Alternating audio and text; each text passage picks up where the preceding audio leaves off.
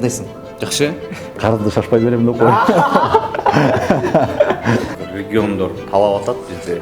Баштайсың. Ну, сестра у вас это нога чуть-чуть это разносится даже. Наныбыз көрүүчүдө. Алар жок, биз жокпуз. Мен буга чейин Бакыт Осмонкановдун гениалдуулугун максималдык түрдө эме кыла берчүмүн да, мындай моюнга албай элечи. Бюджет канча болчу атаңыз? $40,000 болот. $40,000. Жеке мен 8 жыл Бакыт Осмонканов бир 11-12 жыл КВН ойноду. Бекер эле КВН ойнодук, жөн эле. 8 жылдын аралыгында 12 тасмага салымыбыз бар экен да. Сценарийдин аягына чейин бүт диалогторду, бүт баардыгын структурасын тизип чыгыш үчүн 2 ай кетет. Хотя өзүм да ичимен кайналтам да, короче. Жеңил шертте мен турбайт, короче, уктай.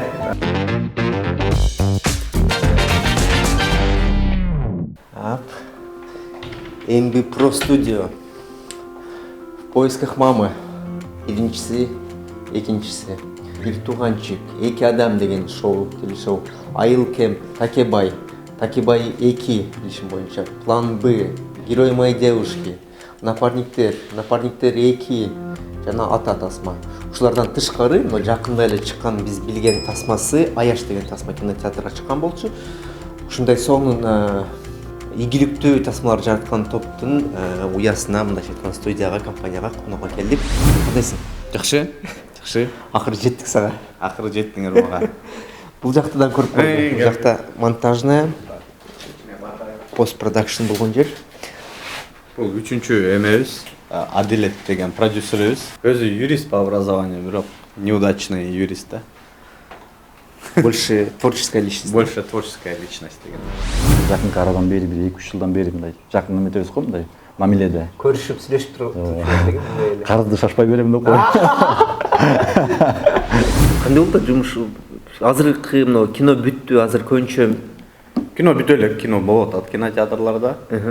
Дагы эле ошол иштер менен жүрөбүз, анткени дегенде азыр региондор талап атат бизде. Мындай болгон эмес эле. Кыргызстан кычык-бучугуна чейин бара тургандай болдук. Кино бара тургандай болду. Буюрса шүгүр. Жеке мен өзүм оюм боюнча, мисалы буга чейин канча бир 11 тасма тарттык студиянын атынан. MB Pro'нун атынан 11 тасма. Бул 11-чи кино болду. Ошо 11 тасманын арасында чын эле эми жанагы самокритика деген болот го. Өзүң ичиңен териштиресиң, ойлоносуң, жагабы мага, жакпайбы деп. Көпчүлүк тасмада биз дайыма мына мисалы Бакыт Осмонканов менен сүйлөшкөндө айтабыз да, 3 пункт бар тасманын жакшы болушу деген 3 пункт. Бул биринчиси мисалы жөнөкөй карапайым адам, киного тиешеси жок адам. Кабыл алып атканда, орусча айтканда потребитель деп коет го. Ал 3 нерсеге көңүл бурат экен. Биринчиси актерлордун ойногону, экинчиси ошол историянын айтылып берилгени, сценарий, ооба, канчалык маанилүү сценарий, канчалык кызыктуу сценарий, канчалык башынан аягына чейин сени жетелеп кетет. Үчүнчүсү бул техникалык жагы. Көздүн кабыл алышы, цветокоррекция болобу, оператордун иш кылганы, композиция жанагы эле сүйлөшкөн. Ошо 3 нерсе эгерде толугу менен аткарылса, бул жакшы тасма деген эме болот да, буюрса. Биздин наныбыз көрүүчүдө. Алар жок, биз жокпуз да, ошондуктан ушунчалык сүйөбүз көрүүчүлөрүбүздү. Анан бара турган жерге аракет кылабыз да. Садикке таштагандан кийин эле так бир убакытта, мисалы эртең мененки саат 9:30-10 сөзсүз офисте жолугабыз. Кечикмей жок. Кечиксек өзүнүн бир санкциялары бар. Кечки саат 5:30 садикке чейин отурабыз. Эми обедтер менен, перерывтар менен албетте сценарий жазган учуру ушундай. Анан мага чындыгында жаккан процесс ошол да. Кадимкидей режимиң өзгөрөт, кадимкидей мындай өзүңө келесиң да, дайыма мындай бир формада жүрөсүң. Дисциплина пайда болот. Ооба. Конкретно бир чыгармачылык үчүн бир убактыңар бар экен анда. Албетте, сценарийге эми эң аз дегенде 1 ай, 1,5 ай кетет. Бирок 2 ай сөзсүз коротосуң да, ошо сценарийди аягына чейин бүт диалогторду, бүт баардыгын структурасын тизип чыгыш үчүн 2 ай кетет. 12 толук метраждуу тасма. Блин. Мындай көп сезилет да, мен да ойлоп койдум, блин, 12 тасма ушунчалык плодовитыйбызбы деп. Бирок 8 жылдын ичинде да, 8 жыл. 8 жыл болду. 2014-тün башында баштаганбыз, мына Кудайым буйрса, 2 айдан кийин, 1 айдан кийин уже 2022 болот да, туурабы? Ошо 8 жылдын аралыгында 12 тасмага салымыбыз бар экен да. Аны айта кетчү нерсе, бардыгын эле өзүбүз тарткан эмеспиз да. Көбүлөрүнө сценарий жазып бергенбиз. Ал эми өзүбүз тарткан кинолордон 7 же 8. 8 mi? Азыр мына мен өзүм эле санап берейинчи. Напарниктерден баштаганбыз. Напарниктер, План Б, Ата, Айыл Кэмп, Такибай, Напарниктер 2, Такибай 2, Аяш. 8 тасма. Сіздердің салым қатары болгон катышып берген тасмаларды эсептеп көрсөк, дан 4-төө булар Герой моей девушки, Бир тууганчик, В поисках мамы 1, В поисках мамы 2, Каникулы офлайн. 5, анда 13 тасма болуп атпайбы? 13 болот.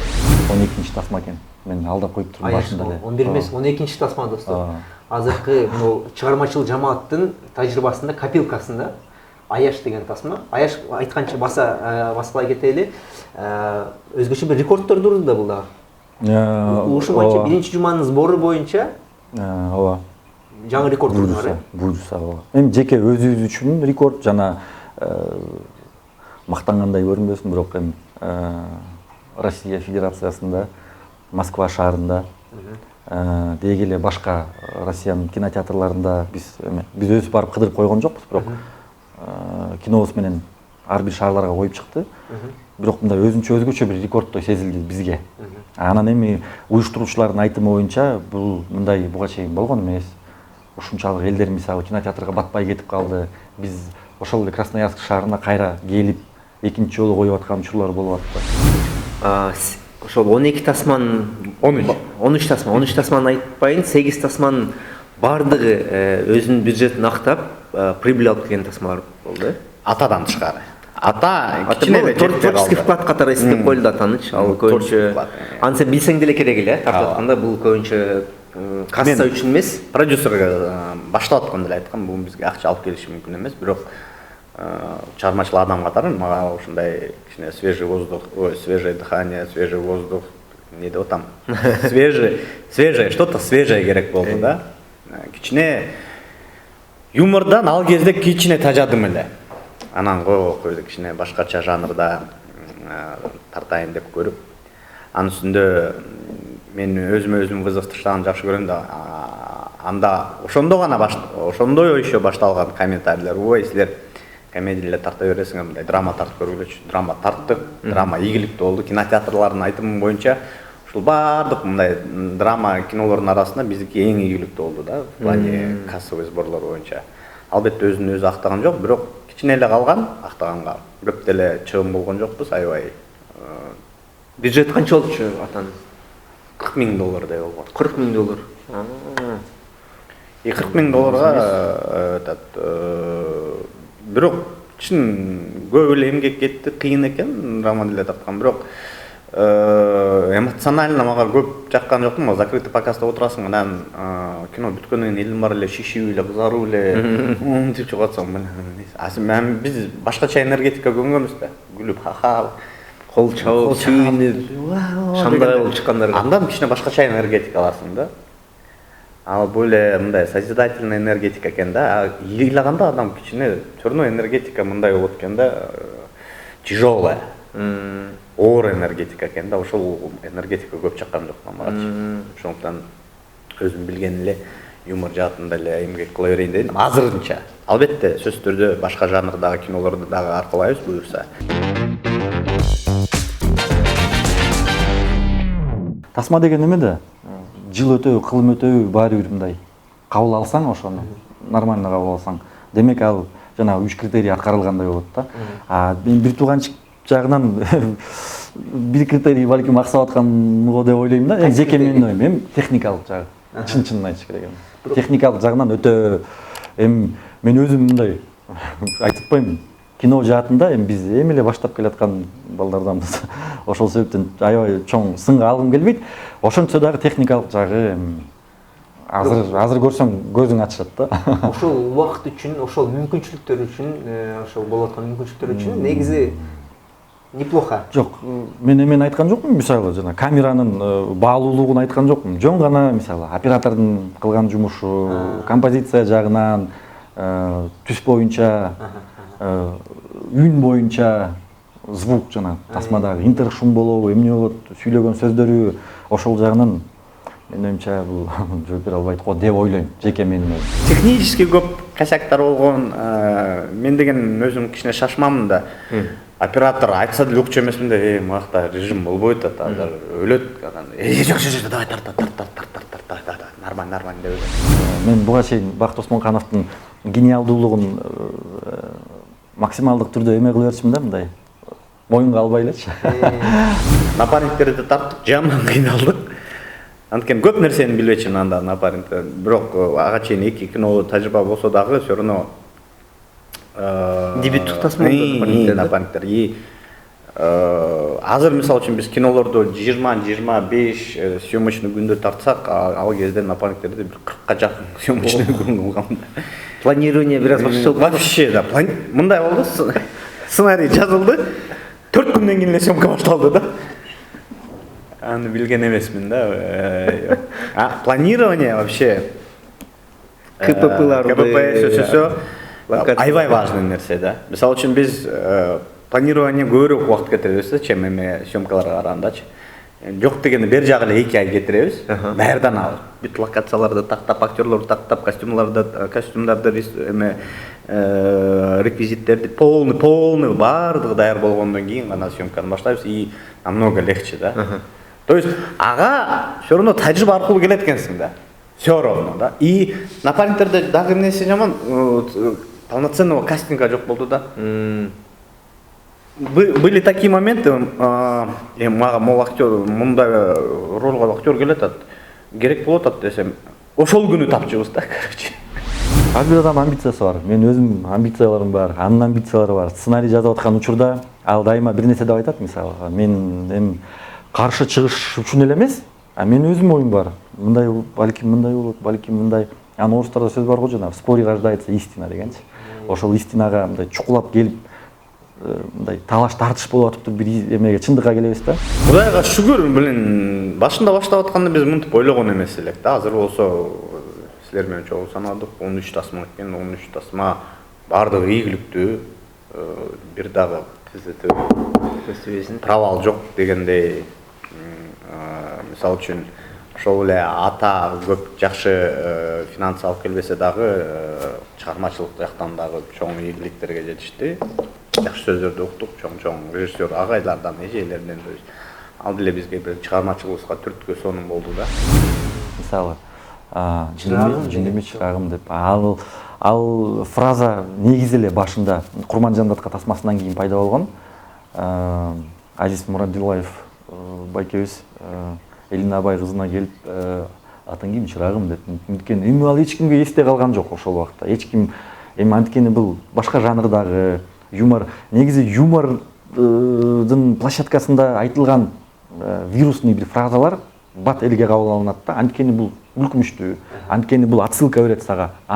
Ушул эме учур болчу, эпизод болчу, деп күлүп мындай элдер бири-бирине кайталай берет ошону. Эми ушунчалык өзүмдү профессионал деп атабайм, бирок ошол дьявол в мелочах го. Вот мен толугу менен ушуга кошулам да. Ар бир нерсени жасаганда майын чыгарып жасаган сонун го дейм да. Эмне кылбасаң, эмнени кылбасаң, эң башкысы майын чыгарып жасасаң. Анан актер катары мен дайыма ойлой берем да, мындай өнүгүү, өсүү болуш керек, актерлук, чеберчилик жагынан дагы. Аны билбейм, окуш керекпи, эмне кылыш керек. Бирок анан меники эми ушунча убакыттан бери мындай бир амплуада, анан бул аяш тасмасында кичине башка амплуа алды, өзүм үчүн мындай вызов болду. Эми ошого шүгүр. Анан менин оюмча ошол эле мисалы Бакыт Осмонканов болбосо, балким бул бир тууганчык же напарниктердин эле бир убандысы болуп калмак.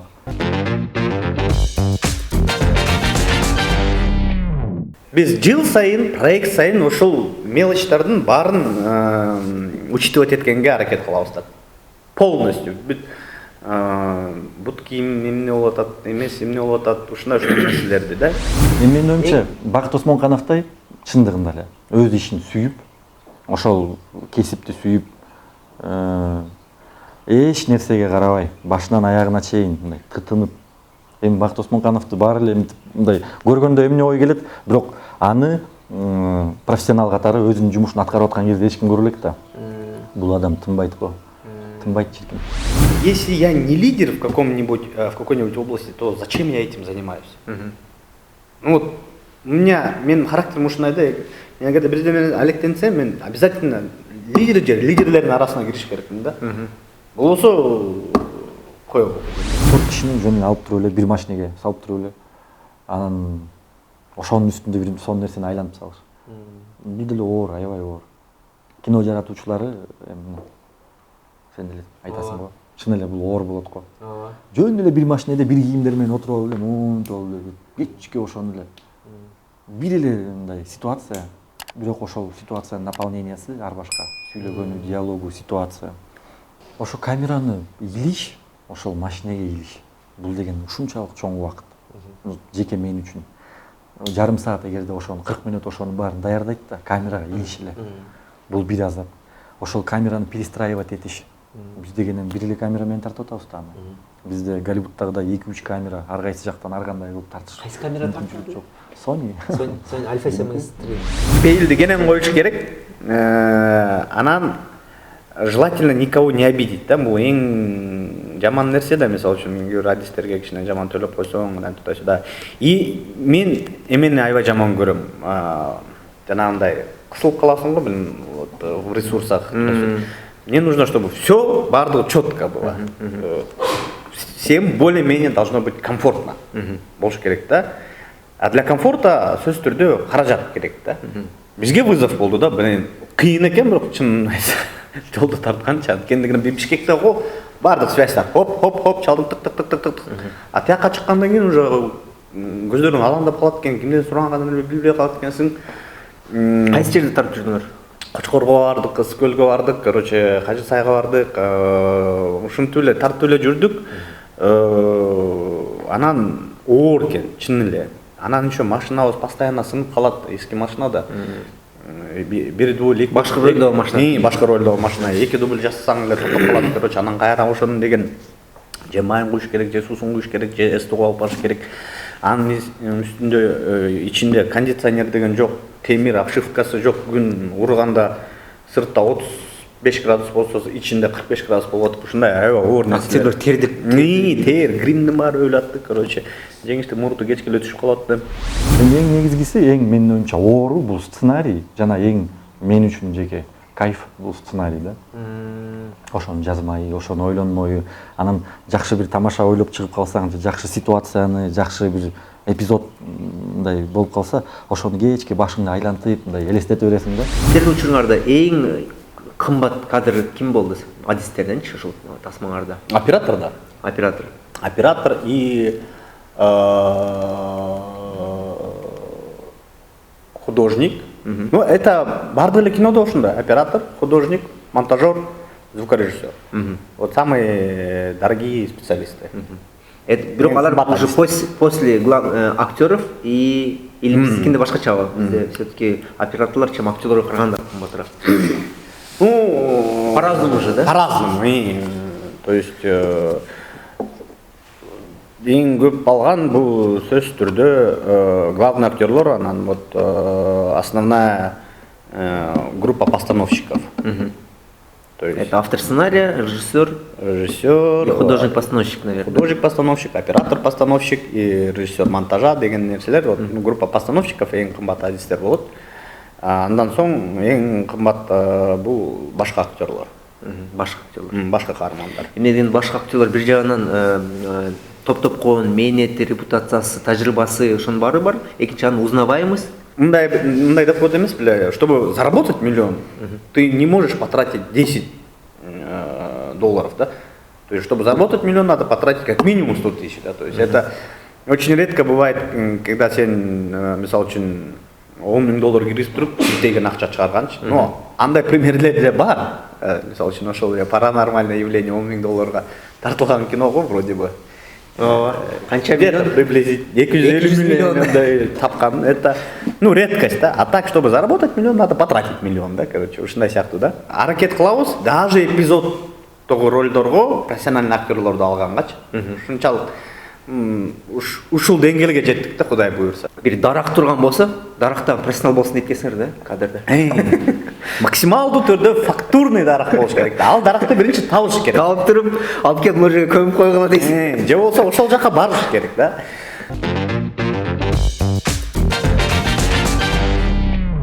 Адилет Осмоналиев 3-чү жигит. Бул илгери биз менен Моника Белучи командасында ага чейин Юр Академияда Юрский период деген дракондор кезиндеги команда болчу.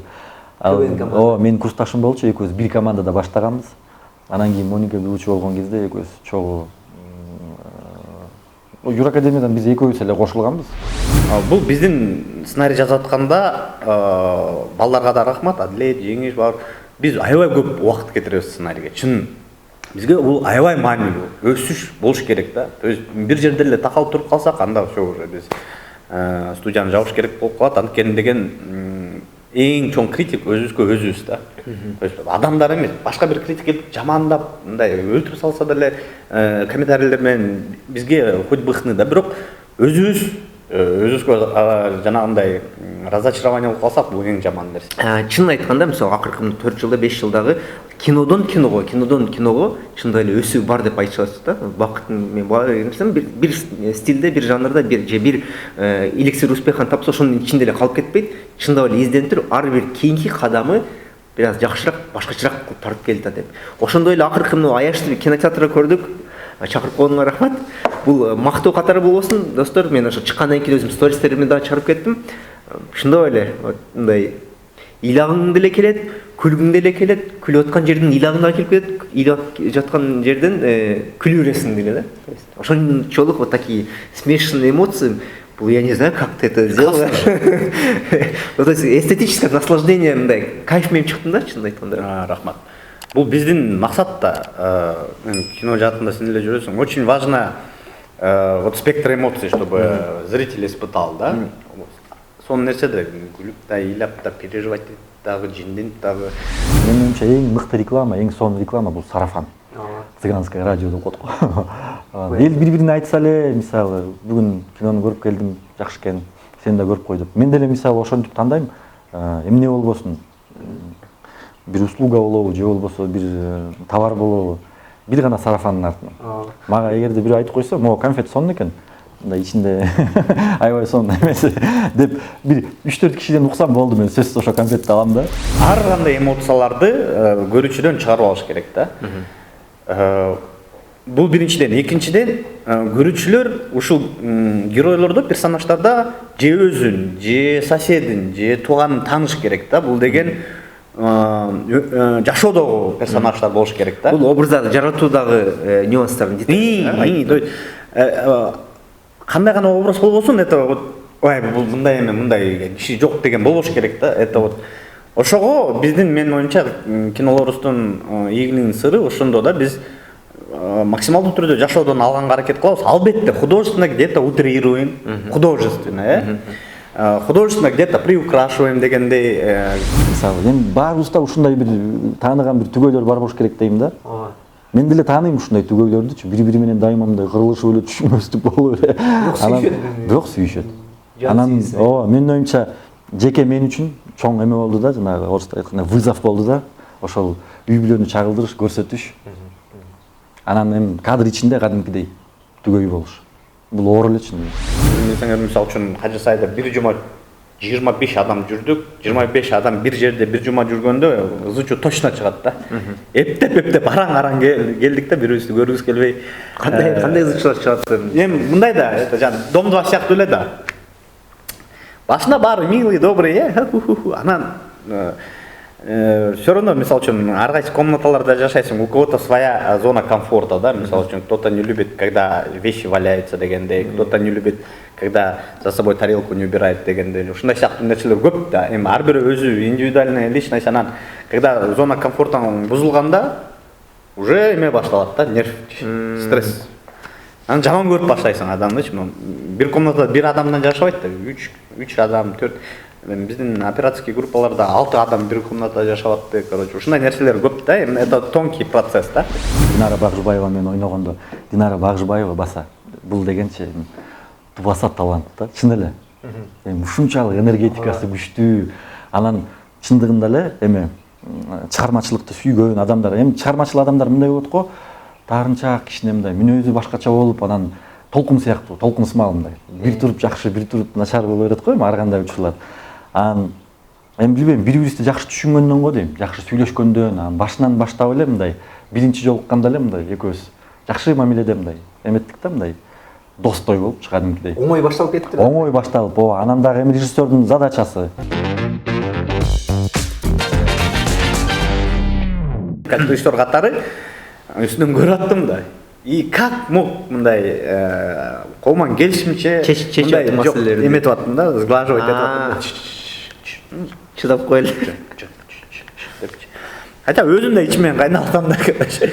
Жеңиш эрте менен турбайт, короче, уктайт. Анан же болбосо там Динара уктап калат, же болбосо Калипага бир нерсе жакпай калат, же болбосо бул ассистентке бир нерсе жакпай калат, же ушундай сыяктуу көп нерселер бар. Ошол үчүн очень важно биякта мындай психолог болгонго аракет кылыш керек да. Мисалы Бакыт Осмонкановго деле режиссер катары Динара менен иштеш оңой болду. Динара эми каалаганың кыл, ойной бер десе, Динара ойнойт да, чын эле. Директор картина болду беле? Директор картины именно Адлет. Биздин директор картины дагы, продюсер дагы ошол, исполнительный продюсер, креативный продюсер, директор дегендей. Ал анын да нервдери, ал деген непосредственно актерлор менен, команда менен иштейт да. Анан ар бирөө мага эмес, ага барып туруп жалобаларын айтат да. Могу монтуп атат, тиги монтуп атат, короче, мага могу керек, тиги керек. Бул байкуш дагы үчүнчү киносу, как директор картины, кыйналды. Албетте сабырдуулугуна баа бердим. Тим эле мээси жарылып кетмек болуш керек, дагы бир 2 күн болсо. Кыйын негизи. Канча күн болду? Именно продакшн период. Съемкабы? Съемочных дней. 22. 22? Сонун болуп тургу. Айтып атпайм, бул организациядан көз каранды да. Биз 2 ай даярдандык, поэтому тарс тартып кетип аттык да. Всё по плану. Кудай буйрса, мындай болгон жок да, мындай жарым күн күтүп отуруп бир нерсени. Всё по плану кетти. Режимде тартып аттык. Режим бүткөндө интерьерге кирип аттык, интерьер бүткөндө кайра режимге, экстерьерге чыгып аттык. Ушундай баардыгын туура КПП кылып, экинчи режиссерго да чоң рахмат, продюсерге дагы чоң рахмат, директорго да чоң рахмат. То есть так мы баардыгын пландаштырдык. Ондайдан кетти да. Экинчи режиссер ким болду? Аят Бакаева деген жаш артист бар. Молодец кыз экен, биринчи жолу иштештик. Кылган жумушуң негизин азбы ушул студия эле болуп атат да. Жадан тышкары өзүңүн активдериң там. Сен контейнерлериң бар уже тордойдо. Жок, какие-то жанагындай какие-то есть какие-то, но сол үчүн ошол эле жеңиштики Голливуд кемп дегенде лагерь иштетет. Потом какими-то своими делами занимается, я какими-то своими делами занимаюсь. Но основной биздики ошол кино, да? 2019-жылы биз балдар менен бир ойду баштаганбыз. Ысык көлдө кичинекей балдардын лагери депчи. Вот, анан көбүнчө убакыт меники жайында ошо көлдө эле болот да. Не кемп беле? Голливуд кемп деген. Голливуд кемп. Анан ошол жакта балдарга мындай кичине болсо дагы актерлук чеберчилик, киного кичине жакындатыш. Анан балдардын максаты кыска метраждуу тасмаларды тартып, мисалы, эми билбейм, 2 мүнөттөн баштап бир 5, 6, 7, 8 каалаганча. Ал уже өздөрүнүн мындай оюна жараша. Анан тарбиячылар менен алар отуруп алып ойлонот мынтип. Так, эмне тартабыз, эмне кылабыз? Балким бар эле бир окуяны тартып коелу, өзүбүздүн вариантыбызды кылалыбы деп. Анан менин оюмча бул балдарга чыгармачылык жаатка мындай кириш, кичинекей болсо дагы трамплин, кичинекей болсо дагы эң чоң коркунуч бул камеранын алдындагы коркунуч да. Анан балдар ошону кичине болсо дагы мындай жеңип кетсе өзү үчүн.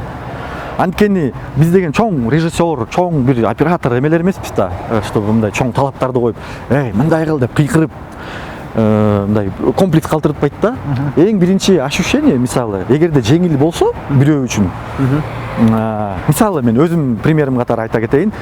Мага эгерде биринчи тасмада актер катары бирөө туура эмес мындай, мен туура эмес аткарып атсам, мага кыйкырып мындай, ай мынтпейсиңби, тигинтпейсиңби деп койсо, бул мени сындырат.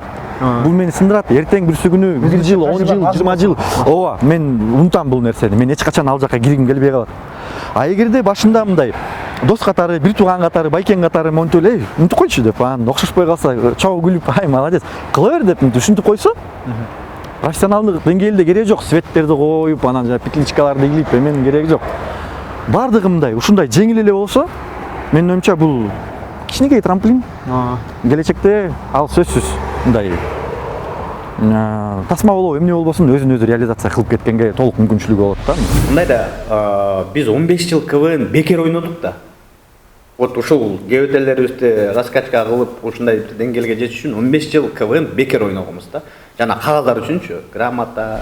Биринчи тасма, мен актерлук дебютум биринчи жолу чоң кинодо. Анан мен үчүн монтип туруп алып, анан буну мындай кылып тартыш керек деген мен мүнөзүмө мындай жарашпаган нерсе. Ошол себептен мен эми режиссер, белгилүү режиссер, мындай тажрыйбасы чоң режиссер деп мен эле кийлигишкен эмесмин ал жагына. А сценарий албетте Бактос Мокановдук, анан меники болчу. Анан ал жагында контролдобой калдык ал жагын. Бирок девушкиде. Ооба, анан в поисках мамы болгондо мындай чогуу эле чечим кабыл алдык. Эми сөзсүз юморду.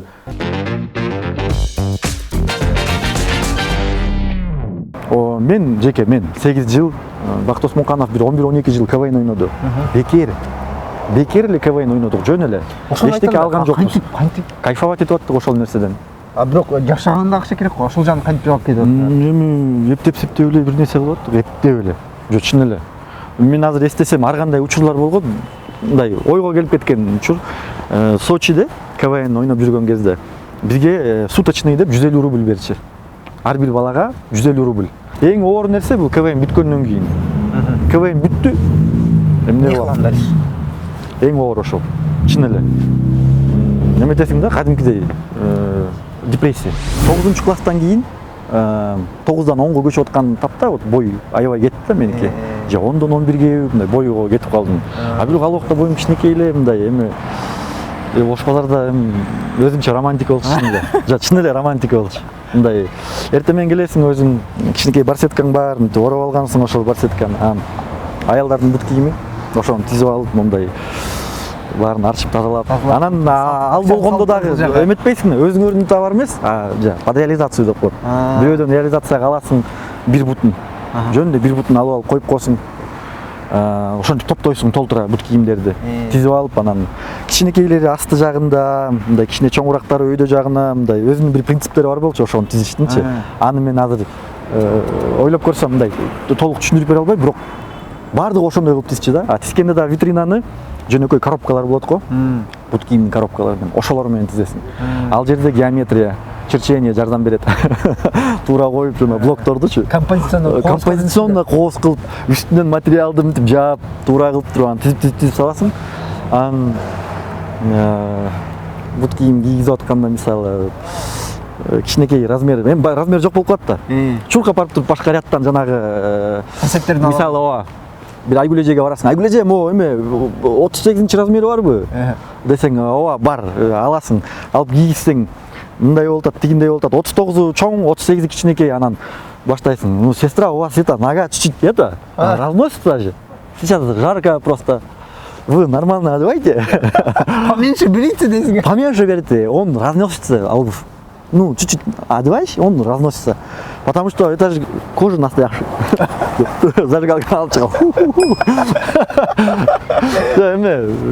Мен негизи шоураннер экенмин да, көрсөчү деп койсоң. Ооба да. Мен режиссер эмесмин, шоураннерлер кандай болот? С этого момента шоураннермин да. Ну вот шоураннерлер вот мен үчүн да кызык тема болду, потому что они и как бы ошол эле Игра престоловда шоураннерлер же рулят там или там. Ну вот все современные такие масштабные сериалдарда шоураннерлер в одном лице и продюсеры, и режиссеры, там и сценаристы, они вот мага аябай ушул нерсе жагып атат. То есть мисалы азыр нет уже четкого разграничения, да, то есть алдыга баратат да, время идет и что-то меняется, что-то өзгөрүлөт. И биз ошого нормальный отношение болуш керекпиз да, в принципе. Потому что илгери жок режиссер, четко режиссер, все, продюсер, почему нет? Шоураннер ничего хорошо, он как бы сам написал, сам знает, сам контролирует процесс и так далее и тому подобное. Мен ушундай болгум келет. Со всей ответственностью за проект берет, Конечно. да? Элге алгаш оор. Мисалы айтып коет го, эме эң оор жанр бул комедия, чындыгында эле. Элди күлдүрүш оор. Азыркы заманда өзгөчө. Элди күлдүрсөң бул чоң жетишкен. Азыр бир тууганчиктен да аштык, напарниктер экиден да аштык. Өзүбүздөн өзүбүз эле ашып атат. Көрсеңиз деле тасмалар турбайбы рекордсмендер деген? Өзүбүздөн өзүбүз эле ашып атабыз. Блин, азыркы жаштар все равно мындай аябай прогрессивная молодежь да, мындай туура ойлонгон, туура багытта, элементарно жанагы мисалы там, начиная там экология, там вплоть до там сортировка мусора, көп нерселерди мындай туура түшүнүшөт экен да. Ал мен отуруп алып өзүмдү не дейт, эко-френдшип дейт. Ошо деген deyip Balin dedim. Важный нерселерди деле билиш керек экен. Өзүмдө бир какой-то эме сездим да. Эме сездим да мындай. Бир мындай. Жаңы эле бир мындай жайлоодо жүргөн бир эме байке аттым да. Депчи. Ошо жакшы депчи. Молодец, туура нерсени кулдасаң. Мен жакшы эмсилер жаштар эми билесиңер да ошону депчи мындай. Өзү билбесе деле. В общем, в большинстве своем ушу площадканын көп нерсени үйрөндүк. Практика жүзүндө. Проекттин өзүнөн кайсы проект болуп аткан болсо дагы. Раматлык. Сергей Бодров айткандай. Сила в правде. Тура. Убакыттагы келип калды. Ох, блин, меники уже давно келип калды. Ну, чоң рахмат. Ал жерде сөзсүз эме музыка кетиш керек да жанагы. Тын Би-2-нычы полковнику никто башталганда сон башталат го. И большие города. Большие города.